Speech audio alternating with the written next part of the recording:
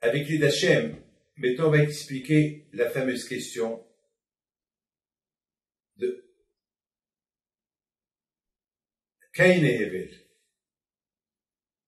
Caïn et Hevel, ils étaient deux êtres humains qui sont nés le premier jour que Adam, il est né. Ça veut dire que, n'oubliez pas que Caïn et Hevel, ils sont nés le même jour de la création du monde. Pas après 9 mois, le même jour. Maintenant, Caïn et Hevel, ils ont partagé le monde. Comme ça, Hachamim ils disent. Caïn, il avait tous les terrains, tous les mobiliers de l'époque, tous les terrains, les arbres et tout. Et Hevel, il avait tout ce qui est mobile, tout ce qui est les vaches, les brebis, et il avait tout ce qui est mobile. Alors un jour, Caïn, il était en train de préparer un sacrifice pour Hachem.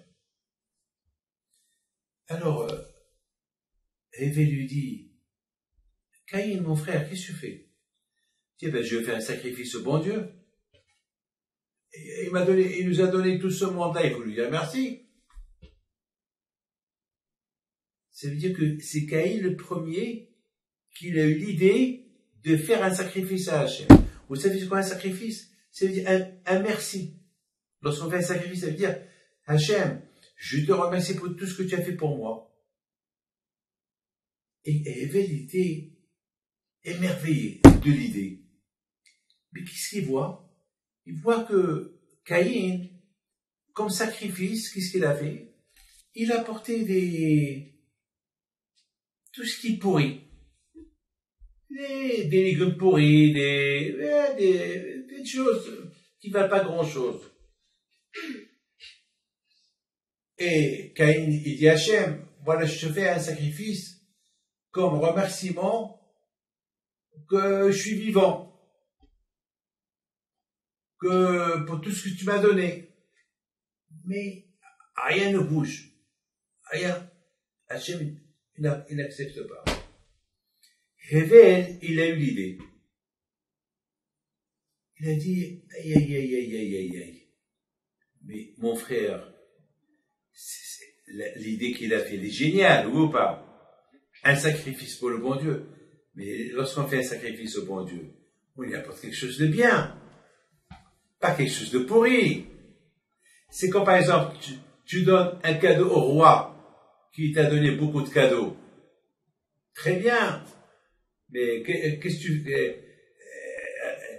si tu veux lui donner un cadeau, tu lui donnes un bon cadeau, tu vas pas lui donner un cadeau pourri, il va le jeter sur toi. Donc, Hevel, qu'est-ce qu'il fait? Il apporte les meilleurs de ses bétails. Les meilleurs de ses bétails.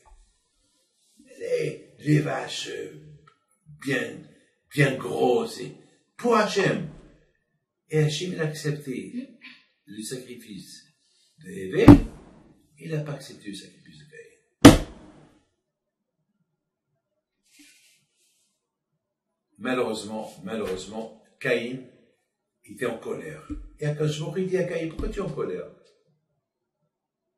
Le contraire. Apprends de ton frère. Ton frère, c'est toi qui as eu l'idée de faire un sacrifice, mais tu m'apportes du pourri. C'est logique?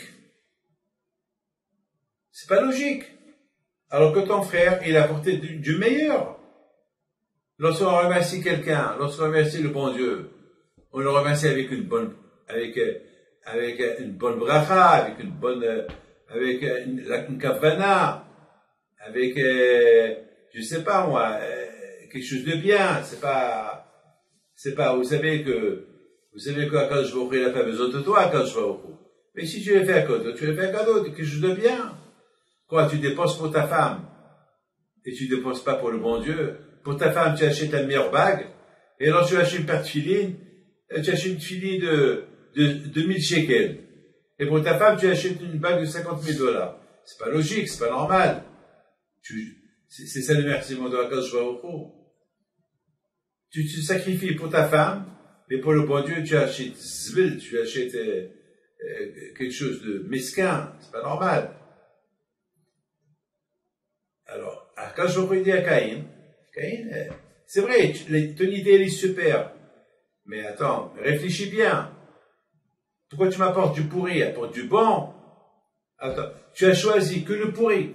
Alors, tu as des milliards de tonnes de légumes et fruits dans le monde, et au lieu que tu m'apportes quelques kilos du bon, tu m'apportes que du pourri. Mais c'est pas normal.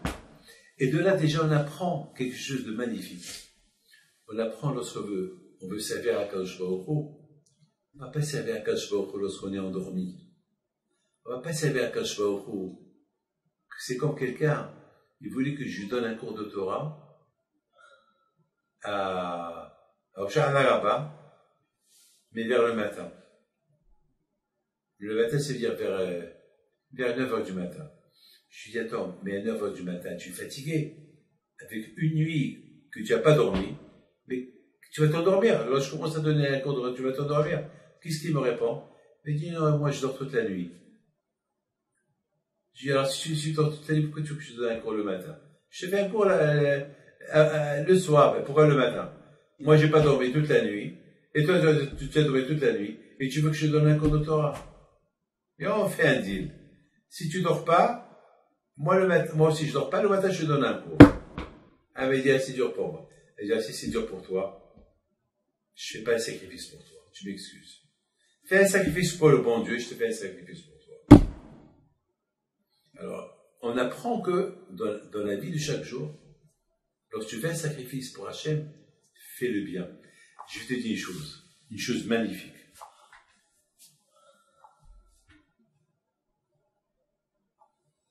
Entre vous et moi,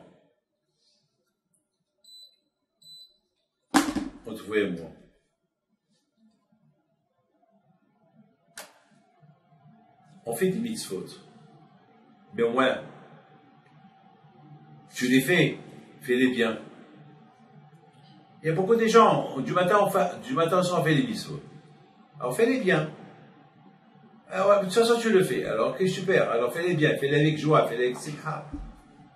Par exemple, le matin, tu mets filet.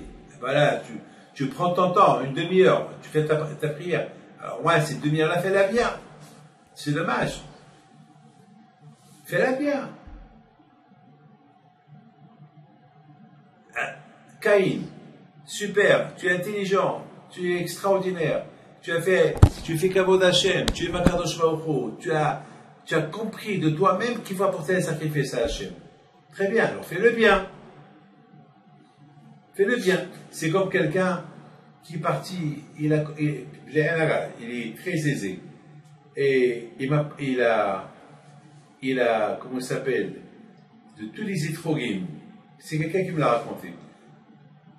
Alors, parce qu'il est très aisé, le monsieur qui vend étrogim, il a fait sortir que les meilleurs étrogim qu'il a.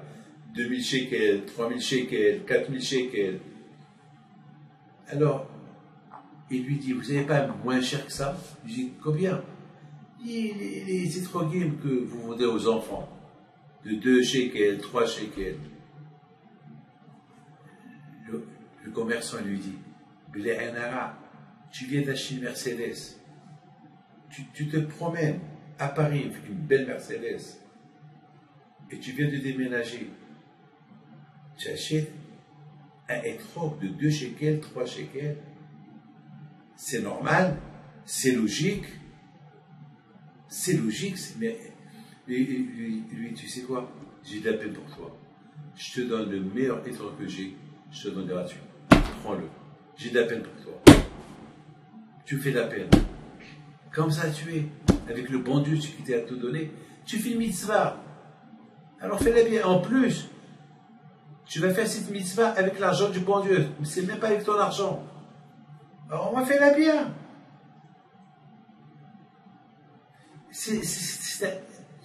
Vous avez compris? C'est ça, Bereshit. Bereshit, ça veut dire, on dit, sauf ma'aseh, b'mahshava tehila. Avant que tu fais quelque chose, il faut qu'il y ait un Bereshit. Réfléchis. Ne prends pas vite une décision. Réfléchis. Ça vaut la peine, ça vaut pas la peine. Et comment la faire? Sauf ma'aseh, b'mahshava tehila. C'est très, très, très important, ça. Alors, Hevel, lui, il n'a même pas imaginé qu'on pouvait apporter un sacrifice à Akadosh Baruch Hu. Mais là, et qui lui a donné l'idée d'apporter le sacrifice à Akadosh Baruch Hu? C'est Caïn. Mais lui, il a compris de l'idée qu'il faut apporter à Hachem le meilleur. Vous savez, dans la vie, il y a toujours le rachat et le tzaddik. Il y a toujours ça. Il y a toujours, même le rachat, il veut faire la mitzvah, et le tzaddik aussi, il veut faire la mitzvah. Mais ça dépend comment tu l'as fait. Alors le tzaddik, avant de la faire, il va réfléchir depuis le départ comment il va la faire. Il va réfléchir comment il va la faire, pour bien la faire. Malheureusement, je ne dis pas le rachat, je dis celui qui n'a pas eu Hatchamaïm, il va la faire. Mais, par exemple, oublie le mot rachat et tzaddik. Deux personnes qui vont à la synagogue. Voilà. On sait très bien, toi et moi, on va à la synagogue. Alors maintenant, pourquoi on va à la synagogue? Pour prier. On ne va pas pour manger, on va pour prier. Alors, toi, tu pries, et moi, je parle. Attends, les deux, on est venus pour prier, oui ou pas? On n'est pas venus. La synagogue, c'est un endroit où tu pries. Parce que si à la synagogue tu parles, alors où tu vas prier? Non. Toi, tu pries, moi je parle. C'est pas normal. Alors pourquoi tu es venu? Ah. Il y a beaucoup de fois des gens le Shabbat, après la prière, ils vont prendre des apéritifs à gauche et à droite. Ils arrivent à 1h à la maison. La pauvre, la femme et les enfants, ils attendent jusqu'à 1h. Alors il me dit, Yaakov, où tu étais? Ben, j'étais à la synagogue. Il pue le vin, il pue la bière, il pue la synagogue, c'est la synagogue. La synagogue, elle a terminé depuis 10h30 à 11h. Je suis sorti ici en Israël à 10h, elle a déjà terminé. Déjà, son ventre, il est plein avec la dafina, avec la mahia, avec la boucha, avec Adam le Hout. Et il dit à sa femme, j'étais à la synagogue. Mais quelle synagogue? Des menteurs. Il n'a même pas, même la synagogue, à savoir si elle a prié à la synagogue. Donc c'est ça. Ça veut dire,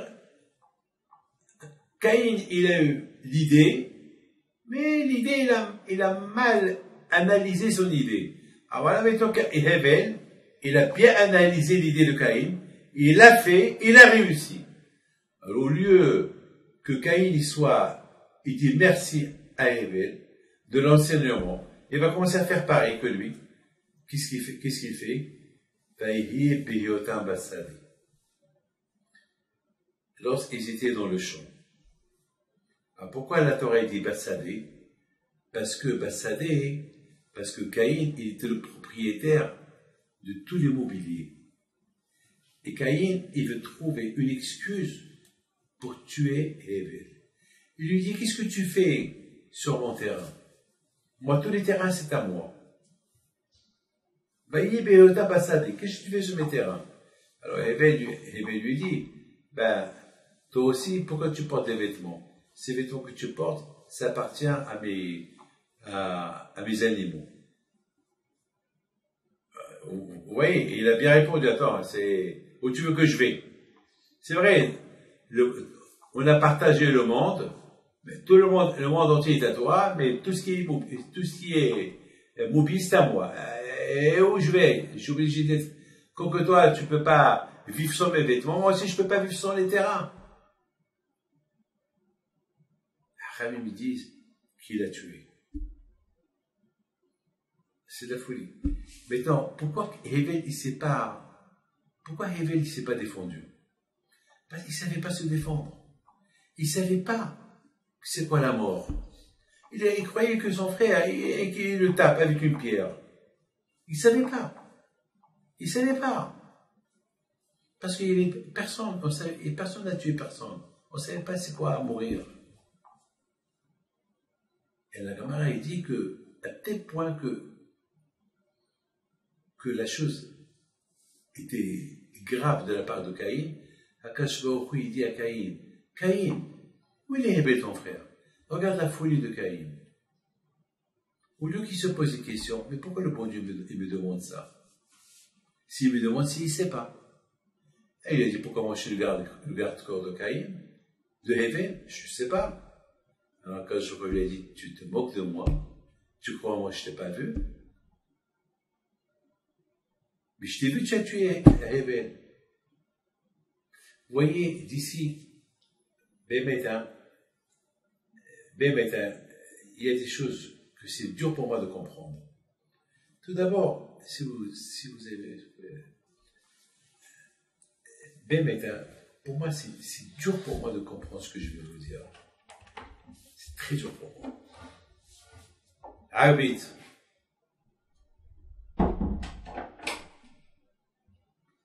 Comment Caïn, il vient de faire un sacrifice au bon Dieu.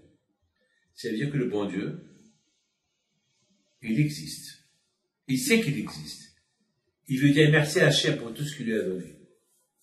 Et d'autre côté, il ne sait pas que Hachem, il le voit. Et il dit à Hachem, pourquoi je suis le garde-corps de mon frère? Est-ce que moi je sais où ce qu'il est? Comment on comprend ça? On joue avec Akadosh Baruch Hu. Attends, tu te contredis dans ta avodat Hachem. D'un côté, tu fais un sacrifice à Hachem. Tu veux dire merci à Hachem pour tout ce qu'il a fait pour toi. Bon, tu as cru bien faire que tu lui as donné du mauvais. Parce qu'on peut dire que Caïn, il a pris du mauvais et il a sacrifié Hachem. Tu sais pourquoi? Parce qu'il a dit comme ça Hachem, peut-être Hachem, il veut pas le bon. Il veut pas que le mauvais soit gâché. Alors on peut lui donner. C'est comme le recyclage. Vous comprenez? C'est le recyclage. Ça veut dire, attends, bah, ça va, tu as cru que c'était comme ça. Très bien. Mais, tu sais pas qu'il est là. Il t'a vu le tuer. Il a fallu qu'Akadosh Baruch Hu lui dise, j'entends le sang de ton frère et le sang de tous ses descendants que tu as tués. Parce que lorsqu'on tue quelqu'un que Dieu préserve, c'est pas qu'on a tué quelqu'un, on a tué tous ses descendants. Tous ceux qui vont sortir de lui, on l'a tué. C'est de la folie, ça. Comment est-ce possible? Comment est-ce possible? Eh bien, mes amis, mon fils, je te donne une réponse. Ben, maintenant,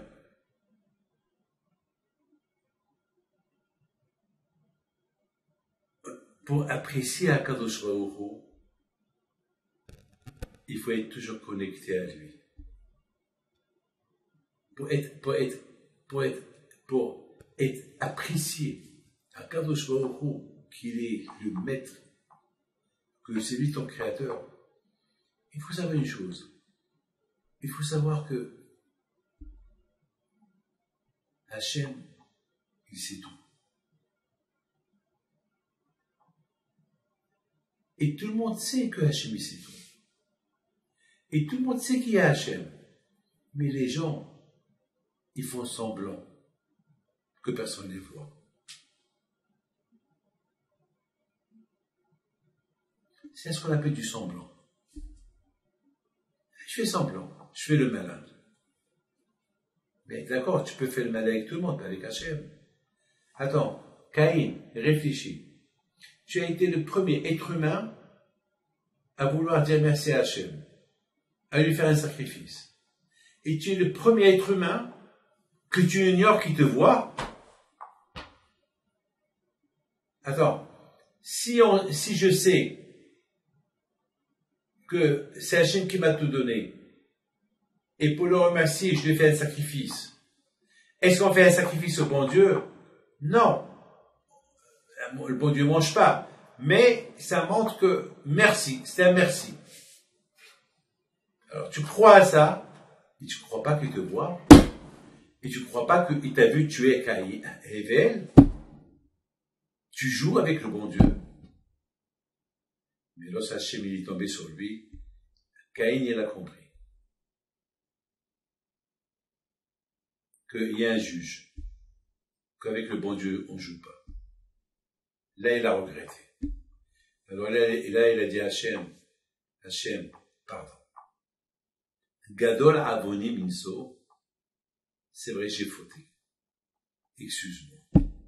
J'étais malin avec toi. J'étais très malin avec toi. J'aurais dû admettre depuis le départ que j'aurais dû apporter un bon sacrifice. J'ai apporté un mauvais sacrifice. J'aurais dû apprendre de Hevel, mais j'étais jaloux de Hevel. Au lieu que j'apprenne de lui, j'ai pas appris de lui. À la fin, je l'ai tué. J'ai trouvé l'excuse pour le tuer. On a discuté des bêtises pour le tuer. Je sais que tu me vois, mais j'ai fait semblant que tu me vois pas. Et beaucoup de fois, mes amis, c'est ce qu'on fait. Vous savez qu'est-ce qu'il me dit quelqu'un? Quelqu'un, il me dit, une fois, je posais à quelqu'un une question. Je lui dis, ta femme te reproche que tu te promènes à la maison, pas de sanoa. Parce que sa femme, elle est religieuse. Et une fois, il lui a dit, grandis dans ta tête, ça suffit. C'est pas de sanoa. À côté des filles, à côté de ses filles. Vous savez qu'est-ce qu'il a répondu? Non, je suis de sanoa. Alors, elle lui dit, je suis de sanoa. Combien de fois je me suis disputé avec toi? Non, c'est pas vrai. Tu es menteuse. Elle me regarde. Ça veut dire, d'une manière, attends, mais il est fou. Il contredit la vérité. Alors moi, je l'ai regardé. Je dis, tu es devant Rabbi Haim Pinto, là. Tu peux pas dire comme ça. Elle va pas te faire dire comme ça. Avoue. Et c'est pas grave, tu fais tchouva. Vous savez ce qu'il répond? Non, elle est menteuse. La pauvre, elle a commencé à pleurer. Et s'est levée. Dit Rabbi David, merci. Je ne fais pas rester avec un menteur comme celui-là. Et à la fin, lorsque le mari l'a vu que sa femme elle a voulu le divorcer, vraiment parce qu'il a rendu ridicule devant tout le monde, c'est là qu'il a admis son erreur. Mais elle lui a pardonné, c'est une bonne femme. C'est ce qu'elle a fait Caïn. C'est ce qu'elle a fait Caïn. Alors, imaginez-vous que Hachem n'aurait pas créé la Teshuvah.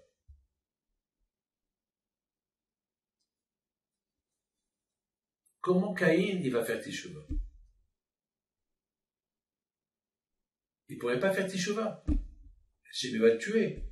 Alors, quand je fais la créer la Teshuvah, maintenant, lorsqu'Caïn, la Gemara dit, lorsqu'Caïn il a rencontré Adam Arishon, son père, il a dit, Caïn, il paraît que tu as tué ton frère Hevel. Tous les animaux, ils sont en train de faire une révolution pour te tuer. Parce que tu as tué Hevel. Il paraît que le bon Dieu t'a pardonné. Mais comment tu t'es arrangé avec le bon Dieu? C'est Adam qui pose la question à Caïn. Mais comment tu t'es arrangé? Il dit, je me suis arrangé avec lui. Mais comment tu t'es arrangé avec lui? Il a dit, j'ai fait Teshuvah. Il a dit quoi? Et il a accepté. Il a dit, il a accepté. Il a commencé à pleurer Adam Arishon. Il est dommage que lorsque j'ai fauté, j'ai pas fait Teshuvah. Donc, qui a enseigné à Adam qui a la Teshuvah? Caïn. Qui a enseigné à Hevel qu'on peut apporter un cadeau à Kadosh Baruch Hu? Caïn. Et à la fin, ce même Caïn-là, il est resté toujours Rachel. Il y a ceux qui disent que Caïn, il est retourné en réincarnation chez Yitro. Et Moshe Rabbeinu, il est retourné en réincarnation de Hevel. Ils ont fait la paix. Alors pourquoi Caïn, il a tué Hevel? Parce qu'avec Hevel, il y avait 2 filles. Il s'en est avec lui 2 filles. Il s'est marié avec eux. Et avec Caïn, elle est née une seule fille. Alors, Caïn était jaloux parce qu'Hevel, il avait 2 filles. Donc, c'était l'une des raisons pourquoi il a tué, que Caïn, il a tué Hevel à cause de cette fille-là. Alors, étant donné que Caïn, quand même, c'était la première création d'Hachem, et à la fin, il est mort, il a été tué par son petit-fils. Hein. Son petit-fils, il l'a tué. Et son petit-fils s'appelle Tubal Caïn. Il portait le nom de son grand-père Caïn. Il l'a tué avec une flèche. Pchit. Ouais. Et il s'est passé que Caïn, il a été puni, il est retourné en réincarnation en Yitro, et Moshe il est retourné en réincarnation de Hevel. Non, Moshe, Hevel, et Tzipora, c'était la fille qu'à cause d'elle, Caïn a tué Hevel. Et Caïn, il a donné, qui est Yitro, il a donné Tzipora à Moshe. Moi, je t'ai tué à cause de cette fille-là, voilà, je la rends. Et le Tikkun était parfait. Et Yitro, il a gagné bien sûr, et voilà comment, voilà, Kolpanim, c'est quelque chose de magnifique, cette paracha-là on apprend de Caïn, il savait tout, et comme beaucoup de gens, ils savent qui est Hachem, ils savent qui est la Torah, ils savent qui est la vérité, il faut le contraire. Alors, comment? Pourquoi? Akash Baruch il a dit à Caïn, le Yetzirah, il est à côté. Les Petah Hatatobetz. Tu as toutes les qualités pour être bien. Voilà, tu as découvert des secrets. Les secrets de la Kabbalah, tu les as découverts. Mais n'oublie pas, de plus que tu es grand, le Yetzirah, il est à côté de toi. De plus qu'on est grand, le Yetzirah est très fort. Alors, il lui dit, dommage, tu as tout perdu. Tu as tout perdu. Et à la fin, malheureusement, mais on voit, hein, ce qui me surprend le plus, de tout ça, c'est de Caïn, on apprend 2 choses extraordinaires. Qu'il y a la tchouva, et on peut faire un cadeau à Kadosh Baruch Hu. Alors fais-le.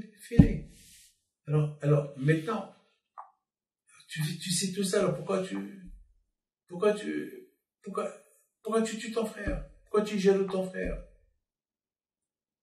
Tu trouves une excuse pour tuer, soi-disant que personne ne me voit. Comment personne te voit? Mais t'es fou, quoi. Bien sûr qu'on te voit. Il y a ceux qui t'a créé, te voient. Ceux qui t'a jeté de Gan Eden, c'est le bon Dieu. Et il fait semblant. Il y a ce qu'on appelle du semblant. Voilà. Vous avez une question? Oui, Rabbi David. C'est Adam Arishon, quand il a fauté, il n'avait pas fait un misement pour se faire pardonner? Oui, mais c'était que des éloges. Tov leodot Hashem, pas teshuva. Il a fait des éloges. Merci Hashem que tu m'as laissé vivant. Mais pas teshuva. La teshuva, il a appris de Caïn. Parce qu'Adam, la camarade, il dit que Adam, il dit comment? Comment il t'a pardonné quand tu as tué Hevel?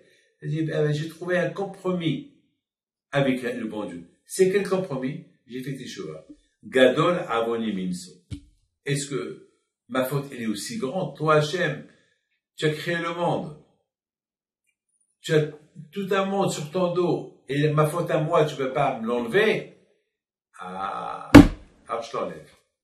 Ah, je te pardonne. Mais malgré tout, Caïn, il a fait, il n'était pas, encore il peut jouer avec le bon Dieu. Mais bête, hein, c'est de la folie, c'est pas, il faut encore jouer. Bon, jusqu'à, accompagner, c'est ça le tsar. Le tsar, il laisse pas la personne, il fait tout pour laisser la personne aveugle.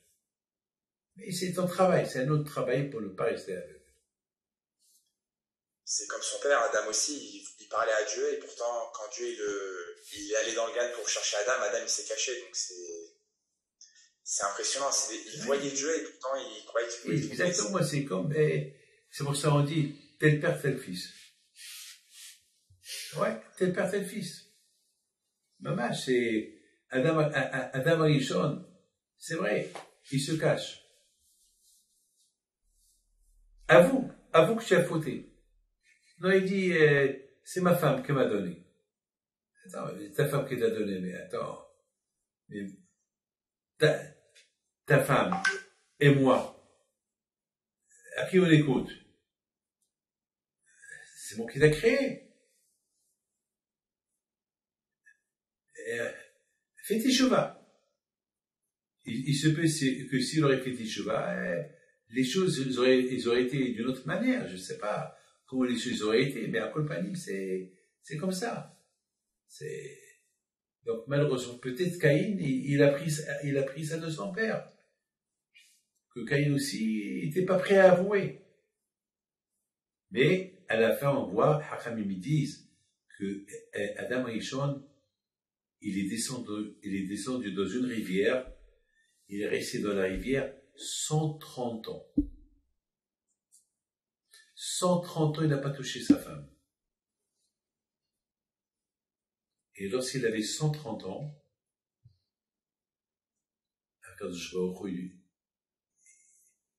il a dit, c'est suffit. Il faut maintenant, tu retournes chez Hava. Et il a eu Chet avec Hava lorsqu'il avait 130 ans. Et Chet, c'était un homme normal.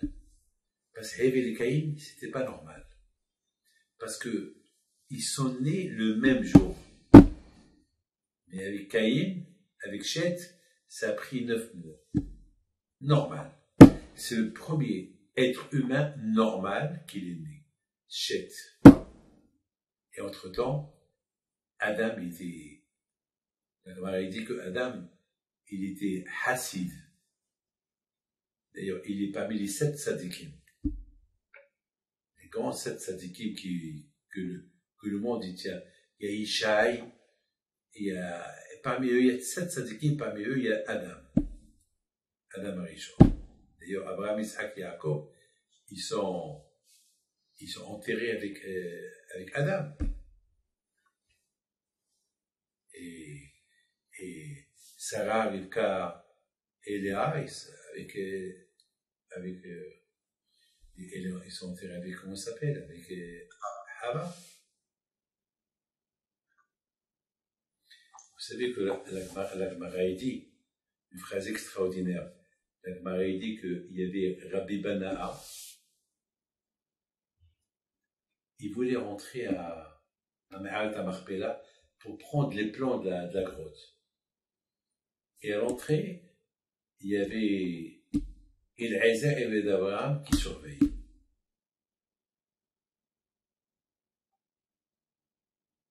Ouais. Alors, il lui a dit, qu'est-ce que tu veux? Je vais rentrer pour prendre des plans de Me'arat HaMachpelah. Il dit, il faut que je demande à Abraham Avinu. Il est rentré, il a demandé la permission à Abraham Avinu, et Abraham Avinu lui a dit, Eliezer, tu peux lui dire qu'il rentre. Et lorsqu'il est rentré, il a vu Adam et Hava qui discutaient. Et il a vu Abraham et Sarah qui discutaient. C'est la folie. C'est la folie. C'était à combien de temps, Rabbi David, cette histoire? C'est la Gemara qui la raconte. D'accord. C'est la Gemara qui la raconte. Peut-être 2000 ans, un peu moins de 2000 ans.